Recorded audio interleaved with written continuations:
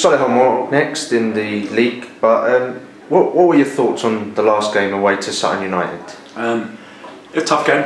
We knew it was going to be a tough game. You know, they're pushing to win the league. They're on form, so we knew. You know, winning the game half time 0-0, which you know you all know they created some chances, and we had a couple of little half opportunities, but there's some good chances. So a bit fortunate going at half time at 0-0, which we know. So, but we're still in it, and then you know goals change games, and you know we have a 1v1 with the keeper, and that goes in to get the result, and could have been completely different. But no, they capitalise on our mistake, which we've had a look at, and sometimes you, as a coach, you can't coach mistakes. Which you know we've got to cut these mistakes out because they're costing us. And then you know we pressed on and pressed, and they score from a set piece, and then we go 2-0 down, and then we really go for it. We get one back, and you know we get you know all possession in their half, and we get sort of like some half opportunities.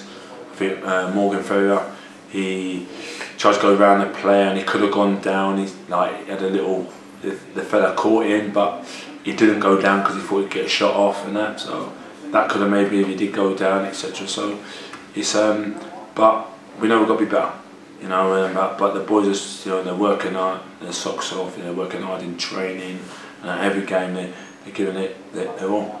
So but we've got to try, you know, we've got another game Saturday, and we've got to bounce back. Yeah, and of course it's kind of been quite a tough month since Christmas. Results not quite going the team's way and stuff. What would you say that's been down to? A mixture. We're scoring goals. I think we're joint top goal scorers or second top goal scorers in the league. So obviously it's the other end, which ain't just, it comes from, it's all 11 players on the pitch. You know, when you're letting in goals, it ain't just one or just a back four. It's everyone. Everyone's got to play their part. When you haven't got the ball, you've got to do your best you can to stop them scoring. You know, it's from back to front. So, but we've got to, you know, we've got to do better. You know, defensively, which we have been working on, and keep doing, like, getting goals, because I'm sure you can see that. You know, we've got goals in us, and we always look like we're going to score goals and come to a game, and it's, you know, if you're a supporter, the way things are going, looking at the record, you expect goals, but we're letting goals in the other end at the moment. So look how many goals we've scored in the last 3-4 games, and you think there'd be enough goals there to get more points than we got. So we've got to do better, you know, and we know that. Yeah, and is there any updates on injuries? Of course, Elliot Justin's been out for quite a while now. Yeah. Mason Bloomfield heard they had a hand injury. How's any updates? Yeah, I mean, Mason, I think he saw a specialist just the other night, just had the all clear. He's got a cast on it now. I think he can maybe play with it, but still not 100%, but he can still feel it. But you know, he's back in training, and Elliot Justin's, you know, he's coming back and he's starting his rehab. Yeah, and let's talk a little bit about Solihull Moors on Saturday. Yeah. They're currently in the bottom four. Yeah. However, they have been getting some good results. 3-0 against Woking. Yeah. They drew against Macclesfield, who are top.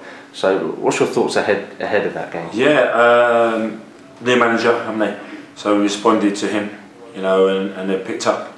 So we know it's going to be a tough game. It's going to be a tough one, and that. So we've had a look at videos of them recently, how they've played and that. So, you know, they had a good result against Woking, as we saw, and they played well. So it's going to be a tough one, you know. And I think like there's always between the two teams there's been lots of goals. So, like I said, yeah, if we keep doing what we're doing going forward, you know, we'll be alright. And the other end, we do better. We'll do better without the ball and that, and restarts and that. We'll be okay. Yeah, and you mentioned a little bit about how there's been a lot of goals between both sides. So in the last 3 meetings, there has been 19 goals. Yeah. Wow. Are you expecting sort of the same? No, I mean, you can look at that in all sorts of ways. I mean, like if you're a supporter, you could come and expect that, but sometimes the more you talk about it, it's highlighted. sometimes you just see a 0-0 then, because both teams are, you know, going every time we play, and we tend to concede goals. But no, we're going to keep doing what we're doing and you know, work hard. But you know, like we have been doing, working hard, you know, of stopping goals going in, because you know, like I said to you, we do score goals, and we look like we're scoring goals, and the attacking play we got, and not just the front players, you know, the defenders and fullbacks and that, they've chipped in with the goals, and midfielders. So we've just got, we said to the players, you know, just got to keep doing what you're doing, keep working hard, and just cut out mistakes. You cut out the individual mistakes, and that, you know, things will turn.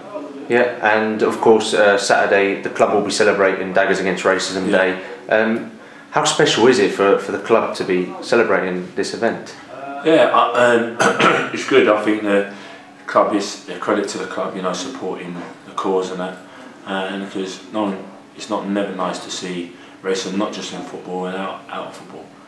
So it's not a good thing to see. You know, when you come to a football match, you come to, you know, family and etc. and supporters coming to enjoy the game, not to hear that sort of like abuse and racism shouting out to players, because they're doing their best. You know, I don't know a player yet who goes out there and play in front of whatever 100 to 100,000 people and play out there and not try their best and also expect, you know, that racism mark from fans, which isn't nice in any day life.